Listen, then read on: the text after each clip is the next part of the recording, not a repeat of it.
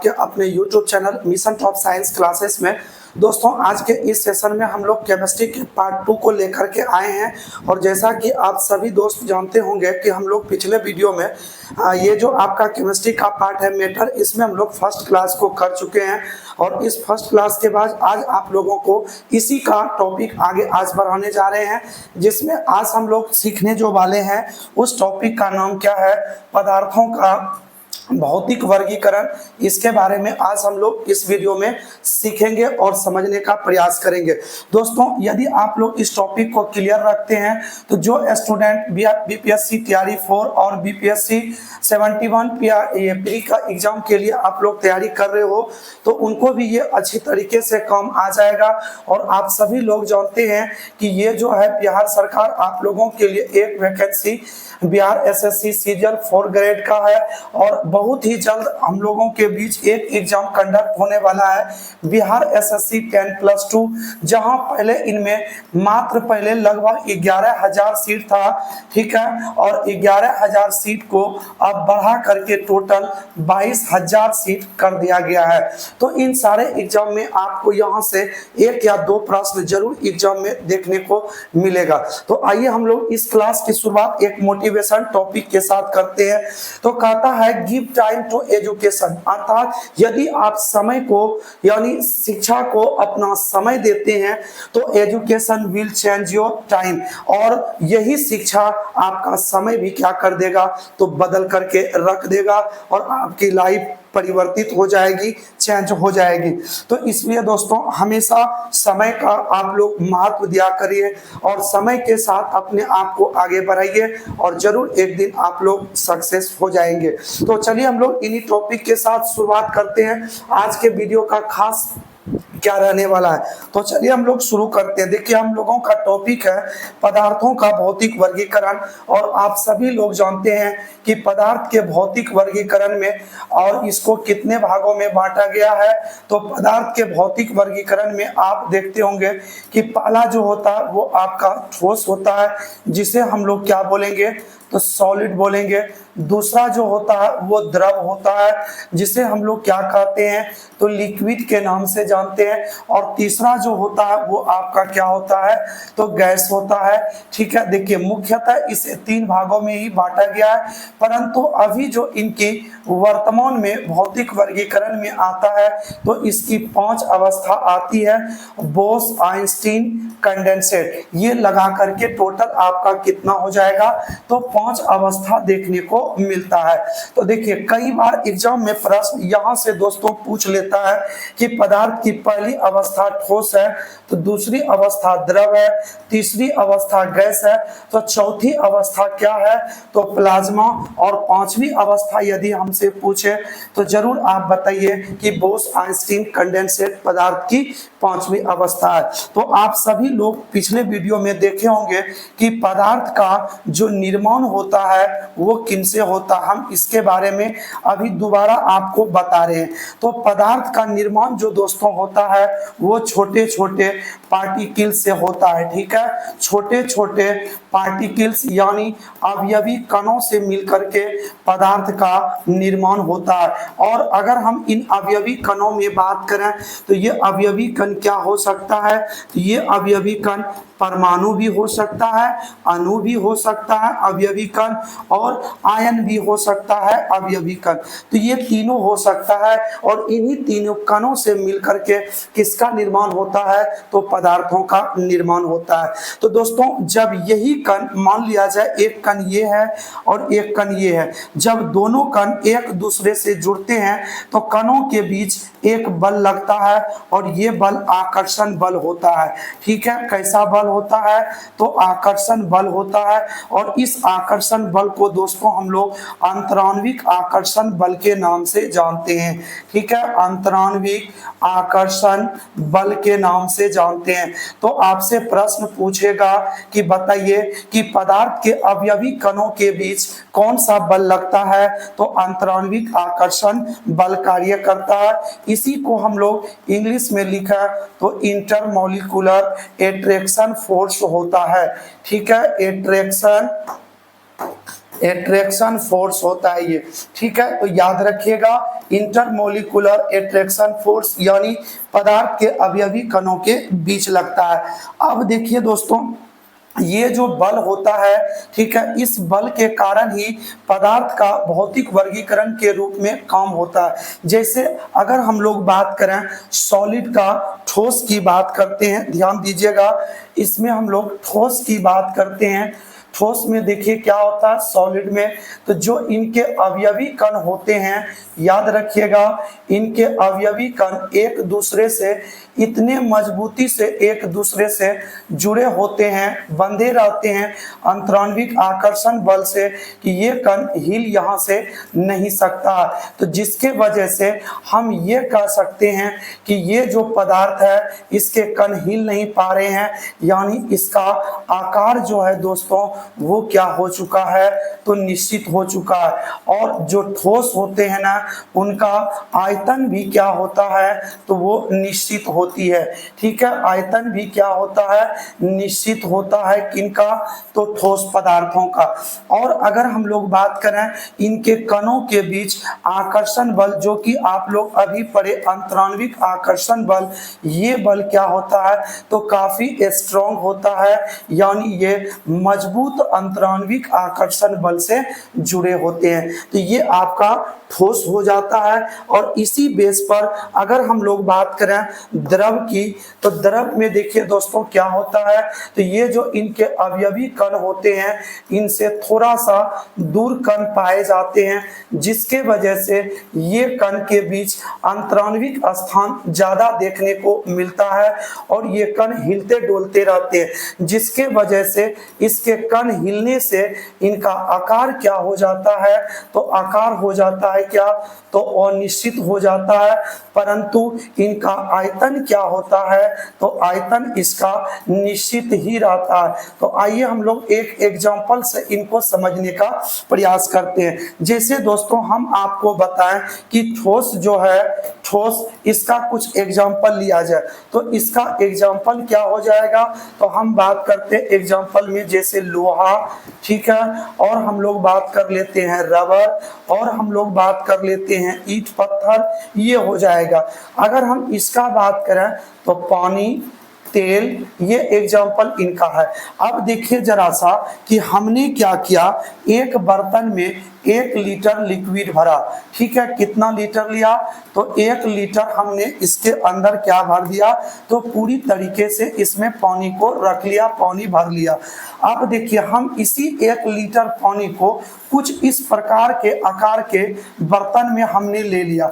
तो देखिए यही 1 लीटर पानी जो है इस बर्तन में आया और एक बार हमने क्या किया, इसको इस प्रकार के बर्तन में हमने रख दिया, 1 लीटर पानी को इसमें हमने रख दिया।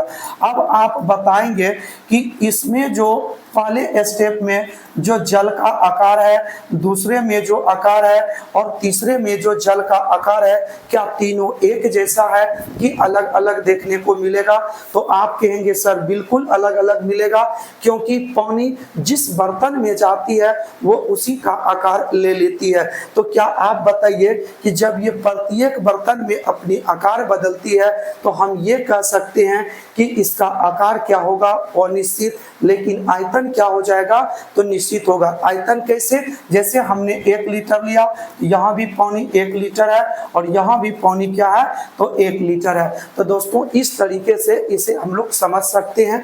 तो आइए अगर हम लोग बात करें तीसरा, तो तीसरा हम लोगों का हो जाता है, ये आपका द्रव हो गया, ठीक है, इसे हम लोग लिक्विड बोलते हैं।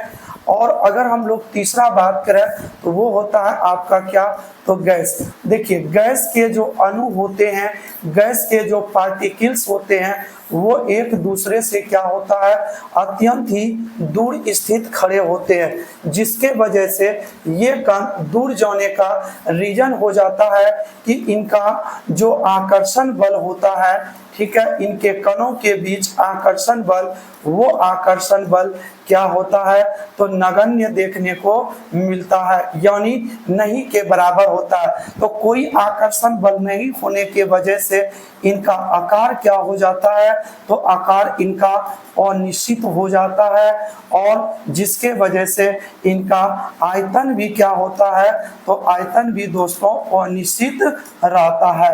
तो ये है किनका, तो गैस का डेफिनेशन। जैसे एग्जांपल में हम बात करें, oxygen gas, nitrogen gas, SO2 gas, CO2 gas, CO gas, कई सारे गैस है जो कि आप लोगों का इसमें एग्जांपल में आता है। तो आइए एक बार हम लोग फिर से इनको देख लेते हैं, समझ लेते हैं, उसके बाद हम लोग आगे की ओर बढ़ेंगे। देखिए, जो ठोस होते हैं उनके अवयवी कण एक दूसरे से मजबूत आकर्षण बल से जुड़े होते हैं, जिसके वजह से दोस्तों इनका आकार जो होता है वो आकार निश्चित होता है, और आयतन भी क्या होता है, निश्चित। और एक दूसरे से इतने मजबूती से जुड़े हैं तो आकर्षण बल क्या होता है, तो काफी मजबूत इसमें देखने को मिलता है। ठीक है, तो इस वजह से इसे हम लोग क्या कह देते हैं, तो ठोस कह देते हैं। अगर हम लोग द्रव की बात करें तो द्रव के अवयवी कण एक दूसरे से कुछ दूर होते हैं, जिनके वजह से इनका आकार अनिश्चित लेकिन आयतन क्या होता है, निश्चित। और इसमें अगर हम लोग बात करें आकर्षण बल का, तो याद रखिएगा आकर्षण बल जो होता है इसमें वो आप लोग औसतन मान सकते हैं। किनसे ये औसतन मानिएगा, तो ठोस से और गैस के बीच में यहाँ आकर्षण बल देखने को मिलता है। ठीक है, चलिए, तो और अगर हम लोग बात करें गैस का, तो गैस में आप लोग क्या देख रहे हैं कि इनके अवयवी कण एक दूसरे से बहुत अधिक दूरी पर है, जिसके वजह से आकर्षण बल इसमें क्या होता है, नगण्य। और यही वजह है कि इनका आकार अनिश्चित होता है और इनका आयतन भी क्या होता है, अनिश्चित हो जाता है। तो इसे आप लोग यहाँ तक अवश्य याद रखिएगा। आइए हम लोग इनके कुछ जनरली गुण को समझने का हम लोग प्रयास करते हैं। इनके सामान्य गुण जो है, जहां से आपको एग्जाम में प्रश्न पूछा जाता है, उनको हम लोग समझने का प्रयास करते हैं। तो हम लोग यहाँ पर लिख लेते हैं ठोस, द्रव एवं गैस के सामान्य गुण। ठोस, द्रव एवं गैस के सामान्य गुण, इनको याद रखिएगा। और यहीं से दोस्तों आप लोगों को प्रश्न एग्जाम में देखने को मिल जाता है। तो ठोस, द्रव और गैस के सामान्य गुण। चलिए, अब आप लोग इस आकृति को देख करके जवाब दीजिएगा। पहला हम आपसे पूछना चाह रहे हैं, तो किनके कणों की गतिज ऊर्जा जो होगी वो सर्वाधिक होगी। तो आप लोग जल्दी जल्दी इस आकृति को देख करके बताइए कि इसमें जो तीनों अवस्था आपने देखा, ठोस, द्रव, गैस, किसके कणों की गतिज ऊर्जा सर्वाधिक होगी, ठोस, द्रव और गैस। जल्दी से बताया जाए किनके कणों की गतिज ऊर्जा सर्वाधिक है, ठोस का, द्रव का या गैस का।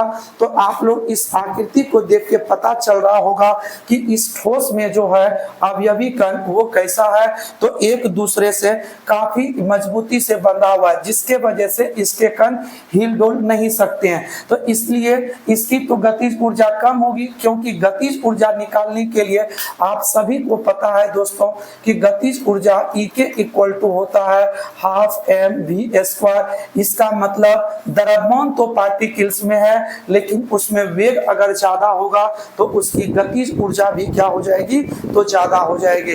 तो इसमें ठोस के कणों की जो गति की बात करते हैं वो गति नगण्य है, इसमें नहीं के बराबर है। इसलिए सबसे कम जो होगा वो किसका होगा, तो ठोस का सबसे कम हो जाएगा।